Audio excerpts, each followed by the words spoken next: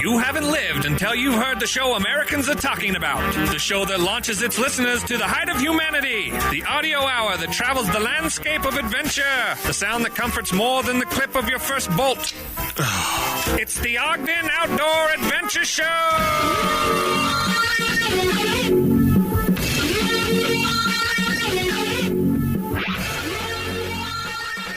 Oh yeah, we're Outdoor Adventure Summits the airwaves. This is the Ogden Outdoor Adventure Show. I'm your host, R. Brandon Long, on belay with you for the next about 40 minutes. Across from me here in the greatest podcast production vehicle we have ever. I like the van. Don't get me wrong, but I think this is becoming the new home here. The trailer in the Monarch. Is it a little bit more room to kind of stretch and breathe? We're far enough apart where I feel comfortable. So there's no way in hell I'd be in that van outside right now, though. No, oh my God, it's so hot, and we don't have AC in the van. It's toasty. Yeah. It's nice and cool in here. Yeah, it feels fantastic. We took another couple of weeks off. I went to Florida, went to Kings Peak. I'll tell you about that. Did a little adventuring. So yeah, we're hanging out here in Banyan 1 inside the Monarch in the heart of the Nine Rails Arts District, back here for Ogden Outdoor Adventure Show. We have a weekly happy. We're going to, for this weekly happy, Todd, I thought I would run through what adventure mobile is right for you. This is a graphic from Outside Magazine, and we'll break it down, ask you some questions, and we'll see if we can find the correct adventure mobile for you. Nice. That was our weekly happy. Trip report from Kings Peak. We do have some on the docket, repeating and non-repeating. In the news, Snowbasin adds a bar, illegal moose kill, BLM, and it's not the Black Lives Matter. It's actually the Bureau of Land Management cancels the Moab auction. They're not auctioning off Moab. We'll tell you about that. Snowing Swiss chocolate. Yes, it was snowing Swiss chocolate. Eco Challenge return. REI sued over sanitizer. 500 miles in 10 days. Stop for the love feeding moose pizza. And then you choose. I'm going to give you 4 stories, and you choose which of the 4 which one of the 4 you want me to read. I'll tease them right now. Black bear sends it. Grizzly bear bites mountain biker's helmet. Why Everest isn't the highest mountain on earth, and Norwegian skiing icon busted in cocaine scandal. We'll give you something worth watching, something worth reading, an update on Gear 30 quote of the week, outdoor jukebox featuring a local artist, all of this and more on the Ogden Outdoor Adventure Show. 358 Moose Pizza, so let's charge.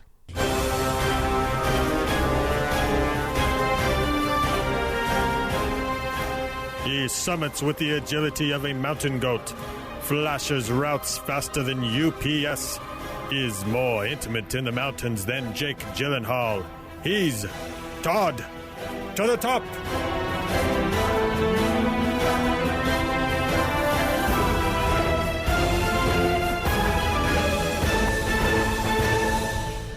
All right, Todd, we're going to figure out which adventure mobile is right for you. This is a graphic from outsideonline.com. Anybody can go to, we'll link it, but you can go to outsideonline.com. It says start here. So we'll go down. Okay. Question number 1. Like a choose your own adventure thing. Yes. Okay. Do you aspire to sleep in something other than a tent? No judgment. Yes. Yes. Okay. You're ready. So if it says no, I'm old school, then it's like, great. The whatever vehicle you got, you're good. That's your adventure vehicle. Okay. So yes, it says I'm ready to upgrade. Do you own or want to own a truck? Yes. You do want to own a truck. Okay. I would like to have a truck for a second vehicle. Yes. Okay. So yes. Okay. So we're going to the left side here. If you said no, then the next question would be, can you own a second vehicle just for camping? But since you said yes, does the idea of towing something fill you with dread? ? No. No. Okay. No, it's no big deal. Do you have a big family or a physical limitation that demands extra space? No. No. Okay. The answer for your adventure mobile would be a teardrop or pop-up trailer. Dun, dun, dun, dun, dun. Which we know something about. Kind of like what we're in right now. Yeah. Yeah, of course, weird. I ended up with a van. Which, how did you get in your direction? Okay, so do you own a truck? No. Okay. Can you own a second vehicle just for camping? Yes. Do you love driving down dirt 4x4 roads in search of remote dispersed campsites? I think yes, because that would be kind of fun. It's fun to get away. And it says, good, then you need a camper van. Because camper vans, you can go get like the 4-wheel drive kind. And obviously there's a lot of flaws in this slideshow thing here, but there's kind of there's fun. more all-terrain trailers now that you can pull. Mm-hmm. All-terrain trailers, the tents on top of your car. I was looking at that. That's funny you brought this up. I was just looking this week. I got caught in the little rabbit hole of Airstream, their Airstream base camp. That's your adventure mobile. According to this right here. It is kind of like that, yeah. Yeah, but it's enough for a shower. It's got a toilet. It's got a sink and a stove, a place for like 2 people to sleep. You could go 4 if you need to, but the 2 would be fine for me. And enough room for like a bike, and that would be just fine. And you can tow it with your vehicle for sure. I probably could with mine for the smaller one. Yeah. Which you've got a smaller Jeep. Mm-hmm. Okay, well, it is the Ogden Outdoor Adventure Show, and my wife is calling. Nice. So I'm going to have to decline her and just tell her later that since inception 10 years ago, her timing is impeccable. Okay, well, should we move on, I guess, to Trip Report, Kings Peak. Speaking of trailers, I saw coming home from Kings Peak in the Evanston gas station. Did you say Evanston? Evanston gas station. Utah has a tendency to slip into the Do we go ing? Evanston, but it's Evanston. It's Evanston. Yeah. A Bolus Road Chief. Grab your phone. Look up Bolus Road Chief. Chief sounds familiar, I'd but never not seen one in real life. So it is silver like an Airstream, but they come to a point. The door is on the end, so not on the side of like most trailers. It opens from the end. It is twice. Now, if you think Airstreams are expensive, the Bolus Road Chiefs are twice the price of any Airstream. It's like owning a private jet, only a trailer, right? This thing is absolutely stunning. And of all places, I saw it pulling out of the gas station at the Evanston, it was like Flying J or something. These are like $175,000 to $250,000. Right? I saw one the other day coming over from Kings Peak. That's insane. Oh my gosh. Yeah, for your trailer, your little tow behind there. What's the maximum Airstream cost? They're up or over 100. You can go over 100, like 130, I think, for the big boys. Double that? Yeah. What do they do? I think, like you said, it's like a private. It is very like a Gulf exclusive. It's like, I mean, name your fashion brand. I mean, it's kind of like that, you know. But they're cool and they're not huge. I mean, it's not like they're bigger than Airstreams. They have a lot of tech in them. They claim to be. Are they like steel? Like they're metal. They're zero emissions or whatever. Whoa. I mean, they're very friendly for the environment. Have they been made for a while? Are they vintage or new? Yeah, they are vintage, but they still make new ones. And so it's funny is I was searching now. If you used Google, bulletish looking. God, it's gorgeous. I mean, what was pulling it? Gorgeous. I can't remember. Because you'd have to have the right thing to pull that. Well, yeah, and it was like a truck, and it was. Anyway, if you're in the market, there you go. So Kings Peak was fun. I missed you. I thought about you a lot. Do you know that it was 12 years ago, like 2 days ago and 12 years ago, that you and I did our first Kings Peak trip where you earned the name Todd to the Top, and I did not summit. I sat. What's the opposite of to the top? Todd, Brandon to the middle, because I hiked so far. You so made up for it, because I think I've only been up twice. This is like what, your 7th, 8th? Yeah, I lost count. I mean, that tells you how many times I've been up. My dog is still alive. Harry went with us, and he was 2 years old 12 years ago, so he's close to 15 years old now. Did not take him this trip because he is just too old, and it's a long and it's a technical climb there at the end. Technical meaning there's a lot of rocks for dogs, but it gets a little tricky for a human. Like, I mean, you're really hopping. You do use your hands, and it's like a class 2+, 3- or something climb there at the top. Man, it does not get easier, Todd. It is still a really hell of a hard, long haul. We backpacked in just like most people do. What was the hardest part? Was it that next day? Was it the backpacking in? Was it? Well, the weekend before, I thought I would get some mileage in, and so I hiked Ben Lomond, which is, I think, about around 15 miles. It's 14 and a half round trip, and I blistered really bad on both heels using a pair of Salewa hiking boots that I had previously really enjoyed, but I just hadn't gone that far on a trip yet, or on a hike. I did mostly shorter hikes. I'm trying to picture those. Are those soft boots, hard boots? Soft boots. Okay. And they just didn't do the trick on Ben Lomond. And then I was... So you used Chacos. Dud. Okay. Close. I thought about it because I wore Chacos the 4 days before, because I did that on a Sunday and then we left on, a Friday. But I'm like, the only thing I can walk in right now is Chacos because they didn't rub my...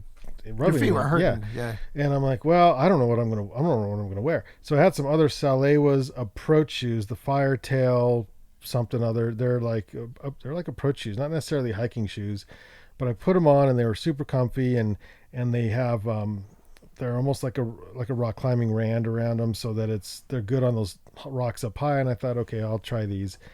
And I use squeaky feet on the bottom of my feet, and on the hike in, it was manageable. I felt pretty good. I'm like, okay, I feel pretty good actually. And I bought a new tent, so I cut my tent weight from 4 pounds to 2 pounds.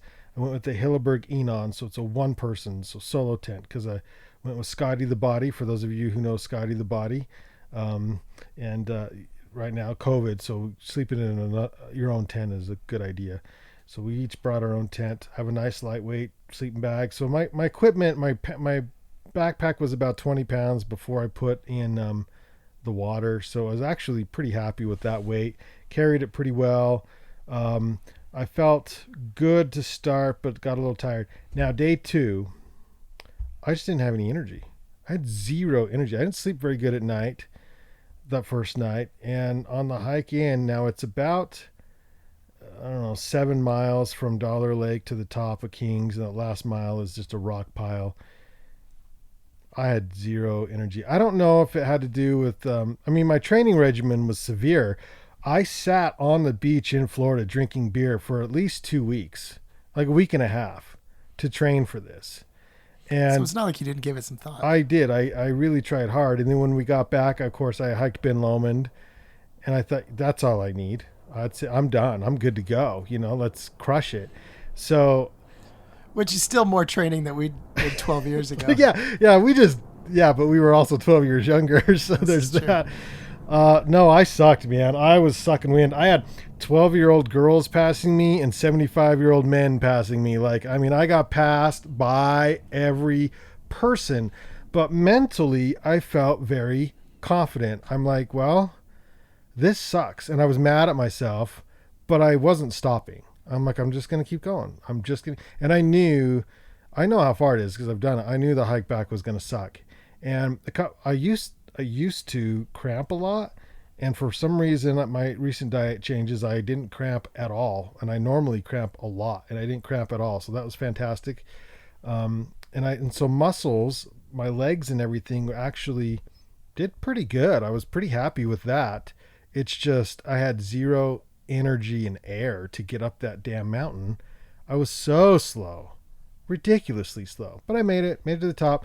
On the way back, my feet started to feel every single pebble, and there's a lot of rocks on that trail, a lot of rocks, and every step hurt. And I was so slow that I just wanted to get back to camp.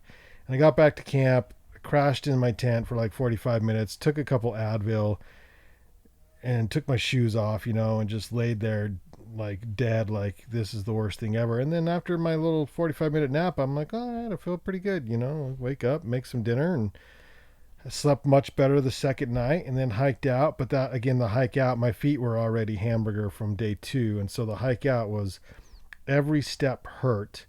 I should show you the blister I got here. You can see it from across the... Yeah, you burned a hole in the back.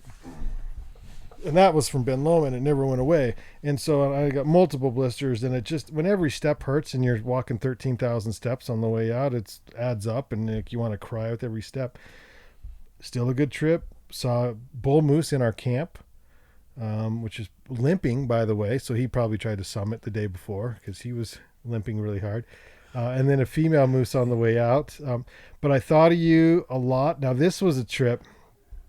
Interestingly, I was used as a pawn by Scotty the Body. Scotty is doing, I believe, 5 14ers. He's flying out to Colorado tomorrow to meet a couple of guys who are going to take him up some 14ers, and he needed the elevation. So he said, hey, can you do Kings Peak with me on this weekend? And I said, so he wanted a nice easy 14er here. Yeah. So we did. Well, yeah. Kings is what, 13.5, and the 14ers in Colorado he's going to do are all ones he has not done before. So he's going to knock them out, I guess. But I did a good sales job because, he's not adept at backpacking. So his pack, I helped him pack his pack, and anyway, his tent, it was sleeping bag was. I was like, dude, what is in your pack? He's like, that's my sleeping bag. I'm all, there's no way. That thing is taking up way too much space. Turns out it was one of those old school synthetic sleeping bags. It's heavy as hell and takes up your whole backpack. And I showed him mine, a down bag, 20-degree down bag, how it stuffs down and how light it was. He's like, I'm gonna have to come into your shop tomorrow or on Monday and buy a bag. So he came in, spent $800. He got a new down sleeping bag. He bought I think it was the MSR Free Light 2. No, it was a Big Agnes 2-person tent. And then he bought a new sleeping pad because he had a climate pad that had no insulation. So he bought a new sleeping pad, and then he doesn't own any down apparel. And I said, you going to Colorado? It's going to be cold in Colorado at night, and he got cold in the Uintas at night. It was because when it's 100 here, but then it's 40 at night and you get cold. Oh yeah. It makes a difference. And so he bought it's like a synthetic Rab. It wasn't down, but it was like it's a down like product from Rab that was 40% off. So $800 he spent in the store. I hope he's happy with his choices, which I know he will be. He'll be happy with this. Those are good choices. Those are good investment choices. Anyway, Kings Peak was fun, and it's funny because I was just talking to Greg the other day, and he did. Oh crap! It's the mountain in the winds that. Anyway, it's a big deal. But he did Kings in a day the week before, and I thought, yeah, there was 30 people on the summit. Maybe 100 people that summited that day. There were so many. I'd never seen that many people. We were in like parking lot F. Like it was so many people. Didn't bother me at all. I liked having all those people up there. I'm kind of a social person. I thought it was fun to see. And I'd never seen so many kids and families, mom, dad with the kids. Those kids, I thought, oh, you're torturing your children. No. They ran up the freaking mountain. Like the kids did really well. I was impressed. And so the kids were summiting, or they were just camping at the lake? lake? All summiting, summiting. And they were running up that freaking mountain where I thought, yeah, you're death marching your kids, like this is probably not a good idea, but they did so well. I thought, wow, shit, maybe I should take my kids here soon. So, props to those parents, man, getting your kids out and up Kings Peak. That is not easy. There was a lot of day runners, like you could tell because they were in stripped down gear with just the trail running shoes. You could tell a lot of them started from the parking lot and just did. And a part of me thinks that may be easier than the 3-day haul because it's so much lighter. You just run in, run up it, hike out. It's long. It's like 30 something miles or 30 miles or 28, depending on, how you do it. But anyway, that was my Kings Peak trip. You're coming with me next time because I can't do that without you again. I'd like to do that again. Plus, you've been walking. Especially You're in if shape. I'm getting better. Especially when it's 100. Like I would actually like to go back there. Yeah, it felt nice. It was like a high in the upper 70s, low 80s. Yeah, that's kind of perfect. All right, on the docket, Pizza and Pints up at Powder Mountain, Trail Tries at Powder Mountain. I think those things are still going on because they got August 5th, 12th, 19th, and 26th. The last one would be coming up here soon. Yoga in the Mountains is still going on up at Snowbasin, 9 a.m. on Saturdays. This weekend, the Ogden Bicycle Collective is having a kids bike sidewalk sale. If you're looking for a bicycle for your child, the sidewalk sale is from 10 a.m. to noon this Saturday at the Ogden Bicycle Collective. Swing by there, pick up a bike for your kids. It's a great place. And they usually have some nice bikes. They rebuild them themselves. They fix them up. They make sure they're awesome to sell. So they do a really good job with the Bike Collective. Don't buy a new bike. Get one of their bikes. Get one of theirs. Discrete Cirque series is also this weekend up at Snowbird. And then the next one is on September 5th at Brighton. And then September 26th at Alta. Okay, in the news. Guess I should pull up the news here. Well, Snowbasin added a bar at Needles Snowbasin Resort. This is according to skiutah.com. Is pleased to announce dining improvements at Needles Lodge. I guess they're assuming that by the time mid-season or something, the indoor dining will be a thing. With addition of plus years to come, the Overlook is what it's called, quote unquote, the Overlook. A new full-service bar and renovations to the lodge servery, the updated servery. Is that a word? Servery? Have you heard that in your industry? You're from the servery. Servery. SCRV. Sounds more of a description. Sounds like somebody you meet is like, he seems really servery. Will debut with a limited preview this Saturday in advance of full service operations kicking off with the 2021 winter season on Wednesday, November 25th. New servery reflects many of the enhancements made at Earl's Lodge leading into last winter and expands upon the high quality offerings for which Snowbasin is known. Guests can come prepared to experience the ease of guest flow, increased speed of service, and new grab-and-go items this winter, starting between weekends 11 a.m. to 2 p.m. The grill will be open with a condensed menu for guests to enjoy. The Overlook adds a new food and bev outlet to Snowbasin with extraordinary views of Snowbasin Resort and Ogden Valley from 8,700 feet in elevation. Offerings will include a variety of beer, wine, and spirits in specialty food menu opening with the 2021 season. So very cool food. It's always good. DWR is seeking information after a bull moose found illegally killed in northern Utah. It was killed by a bow and arrow in Rich County late last month. The moose's carcass was found on July 30th, a few yards from the road, not far from Bug Lake. If you know anything, please reach out to DWR. They would love your assistance.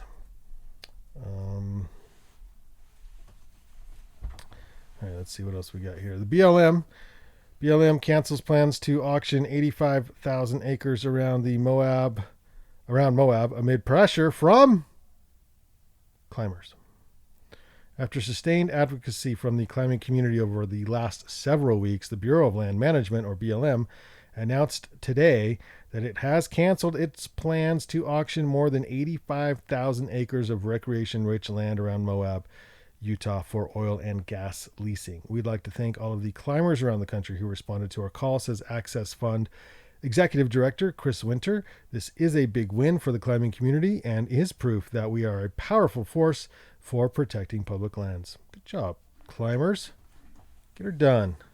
It's the Access Fund there in southern Utah. Funny little story out of Switzerland. A Swiss town got a bit of a shock when it started snowing particles of fine cocoa powder. What was the chocolate company? Yeah. After the ventilation system at a chocolate factory malfunctioned, the Lindt and Sprungli? I think it's Lindt chocolate is what the Lindt, Lindt. Confirmed local reports on Tuesday that there was a minor defect. That's so awesome. In the cooling ventilation for a line of roasted cocoa nibs in its factory in Ogden between Zurich and Bessel. The nibs fragments of crushed cocoa beans are the basis of chocolate. Combined with the strong winds on Friday morning, the cocoa powder spread around the immediate facility of the factory, leaving a fine cocoa dusting. That's so much better than our brown rain that we get out here. Oh my God, it's horrible. And then you get, I'm like, oh, it's going to rain. It'll wash my car. Opposite. Oh, opposite 100%. It ends up completely staining it. Yeah. Yeah. It's so stupid. I'd take the chocolate sprinkles. That's even awesome. Better. Yeah. It did cover one car quite a bit. They offered to pay for the cleaning of that car, of course. Invite a bunch of kids over to. No, the local dogs, man. They're going to get that thing before. Okay, this is really cool. I'm really excited about this. And I'm. You remember? Didn't you meet Bear Grylls with me at OR? Yes, we did. I think we did more than once. He did not make us drink our own pee, but he is Not in the conference hall. not in the conference hall. I mean, it wasn't that dangerous there. He is hosting the return of the Eco Challenge, which is on. It's on Netflix or Amazon, one of them. I just saw it the other day. Well, I didn't actually watch it, but I saw that it was Dubbed on. the original reality TV show of the 90s, which I bought the book.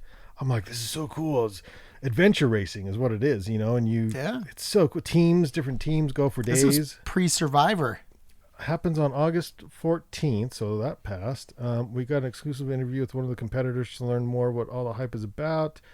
Last fall, 66 teams of pain-loving adventure racers from around the world descended on Fiji to compete in the world's toughest race, the Eco Challenge. And this is an interview up here on Gear Junkie, but I just wanted to tell everyone that it is. Here's a little. It's back. Yeah, at least back. The trailers are. I don't know if the whole series is up or if they're just releasing like one episode at a time.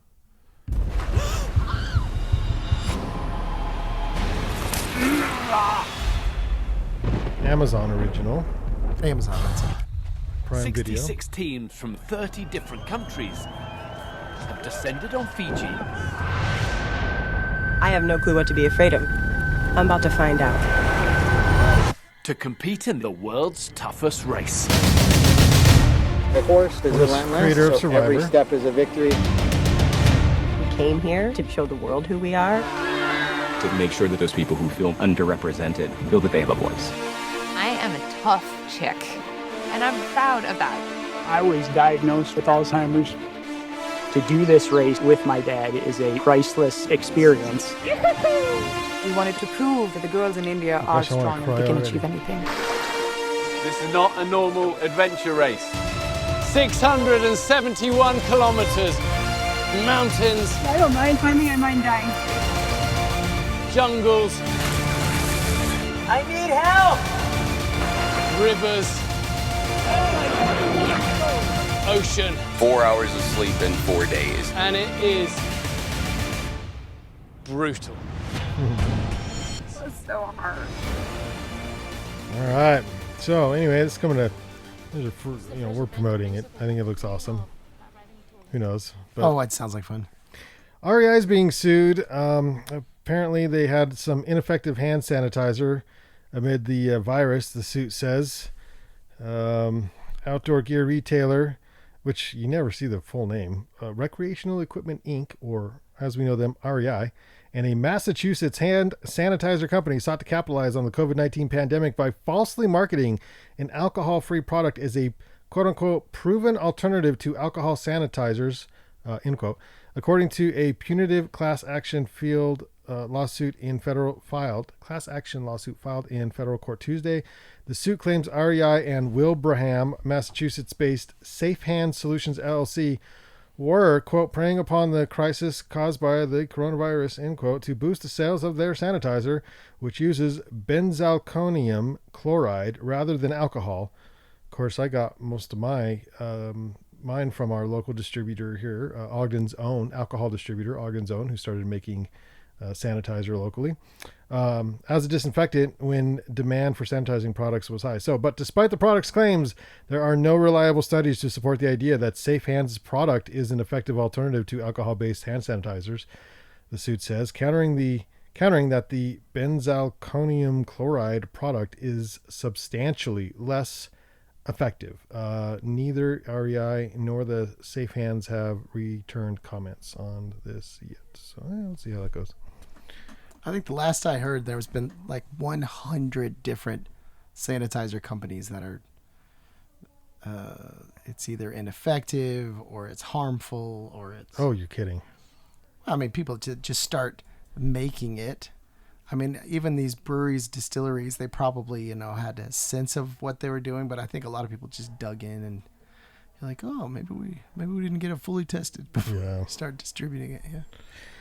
500 miles in 10 days. What is that? What's that average? 500 miles. What's the math on that? 500 miles in 10 days. 50. Is it 50 a day? Is it that easy in math? Yeah. Yeah, well. Thru hiker smashes a record on the Colorado Trail. Female with race. Let's see.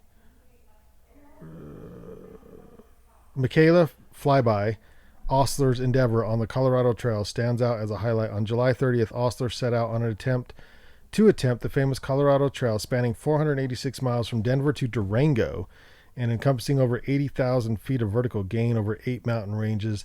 The Colorado Trail is a behemoth of a trek that usually takes many weeks to complete. Additionally, much of the trail sits at an elevation at above 10,000 feet. Despite this, Ostler set out on the trail with the goal of completing the whole length in 14 days, and she did it in 10 days. Close. I'll be interested. She can shave that in half. 10 days, 12 hours, 36 minutes. Downright mind-blowing. Which means within 2 years, somebody will do it in 5 days.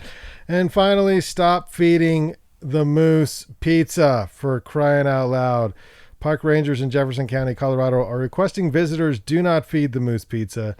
Ranger Ben Stanley was on patrol near Clear Creek Canyon when he came across about a dozen people surrounding a young moose, trying to pet it and feed it pizza. Please don't do that. Don't feed it pizza. Okay, that's all I have there. Okay, so the 4 stories. Now you choose. Yeah, already 2 of those sound good. So. Yeah, Bear sends it. Black Bear sends it. Grizzly bites mountain biker's helmet. Why Everest isn't the highest mountain on earth, and Norwegian skiing icon busted in cocaine scandal. I'm mostly interested probably in the cocaine story, but I do like the idea of the bear sending it. Bear sending it. Okay. Bear sends it from a North Carolina porch. This is a video. This is the cutest little black bear climbing up this porch, which look at this porch. So we turn this up here. Looks very green. Yeah, it's very green. He climbs up the porch, climbs onto the back of, it's like a deck. It's called a porch. Climbs on the back of a deck, decides, you know what? I don't really want to be here. And then jumps from the deck back to the tree, climbs down the tree in like a heartbeat. And those things are way more agile than I ever thought they were. Done. Yeah. It's like a big friggin' squirrel. Flying squirrel. It's a big squirrel. Yeah, pretty wild. It's a great video. There you go. Okay, what's next? Gear 30? Cocaine story. Oh, you want the cocaine story? Yeah, we can squeeze it in. Yeah, we could do that. Okay, so Norwegian skiing icon busted in cocaine scandal. It's actually a sad story. Norwegian Olympic hero Peter Northug is expecting charges of cocaine possession after being stopped for speeding and suspected of driving under the influence of drugs. Following the traffic violation, police found cocaine in his home. Northug was driving from Tissil Summer Ski School back to his home on Thursday when he was stopped for driving over 50 kilometers per hour over the speed limit. Police suspect the 34-year-old was driving under the influence of drugs, took blood sample, and then they went and searched the home, because I guess that's what they do there, where they found cocaine. And there they seized the cocaine. On Instagram, he admitted his guilt. Rough translation of his post says that I made a huge mistake. Last night I was stopped by the police for speeding. I drove too fast. I was also taken to the emergency room for a blood test. In addition, the police found a small amount of drugs in my home. It's cocaine. I am desperate and afraid of what the future will bring, and incredibly sorry for all those I have now disappointed. Again, I know it's going to be a criminal case now, and then I will take responsibility for what I have done. Back in 2014, Northug was, he made headlines when he crashed his car in Trondheim and fled the scene. He was later convicted of driving under the influence of alcohol. So this is not the first time he's been I don't know how sad this is, other than it's a wake-up call. Kids, don't do cocaine. There's so many other things that you can get into. Like, cocaine ruins lives. It'll seep into your... No sponsors are pro-cocaine. Not Coke at one time, but that was a really long time ago. Coca-Cola a long time ago. Coca-Cola a long time ago.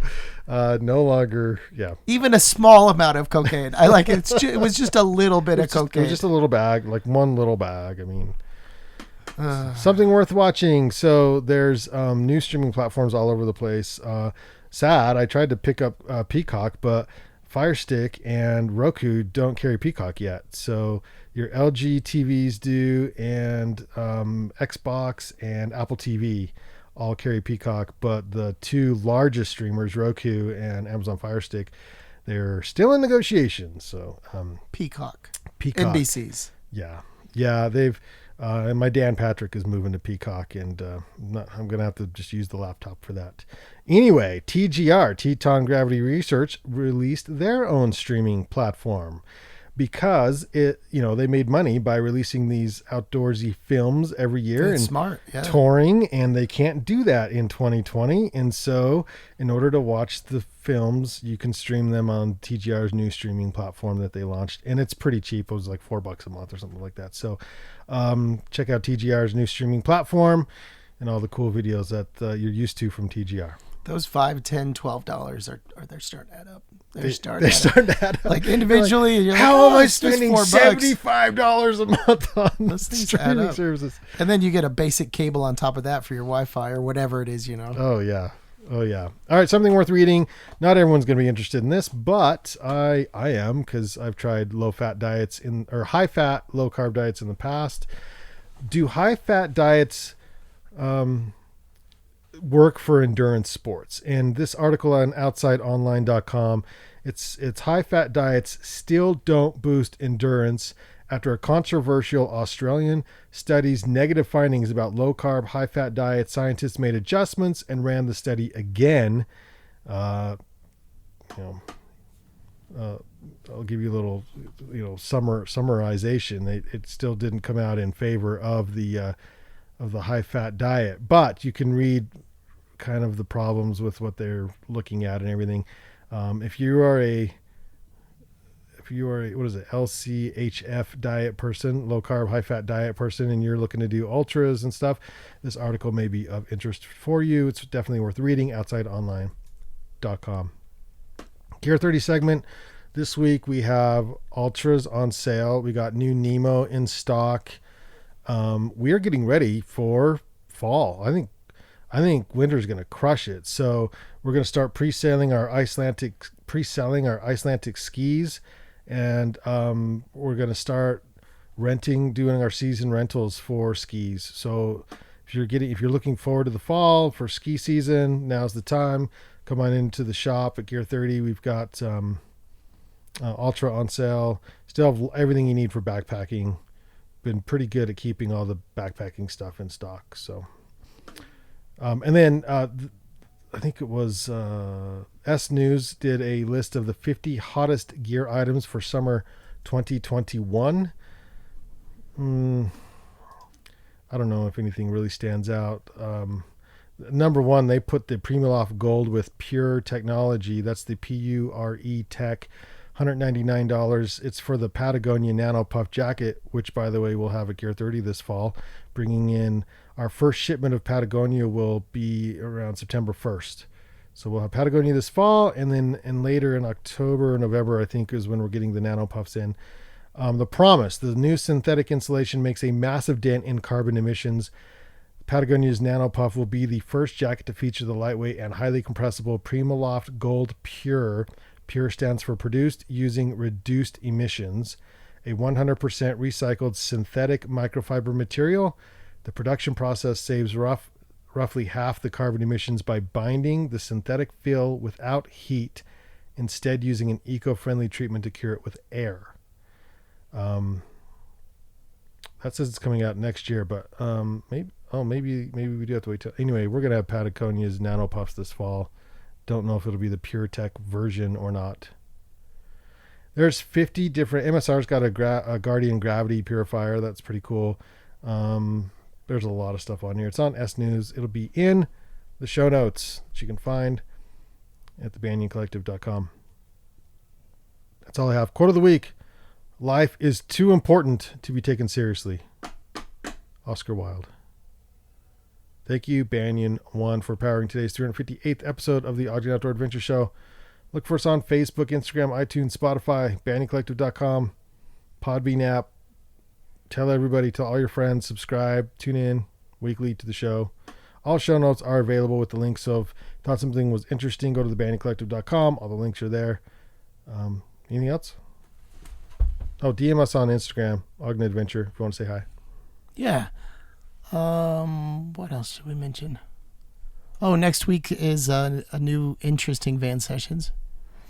Yes, because we are teaming with Literally, and we're going to force feed some literary education. Yes, to the masses. Your ear holes. So I will not be the host. It'll be Case Johnston, the host of the Literally podcast. So you're going to be the Todd. I am the Todd/producer. Nice. I still have to work the computer, and I'll be more taking over your position, and then. But we have some tunes as well. We have some tunes, so it'll be good. Yeah, I think that sounds like fun. This week's Outdoor Jukebox, sifting through hours of crappy music. Speaking of van sessions, we've had this particular artist on van sessions before. This is Lay Me Down from Sammy Brew. Yeah, ain't nothing crappy about this. No. As John Muir would say, the mountains are calling and we must go. Now I feel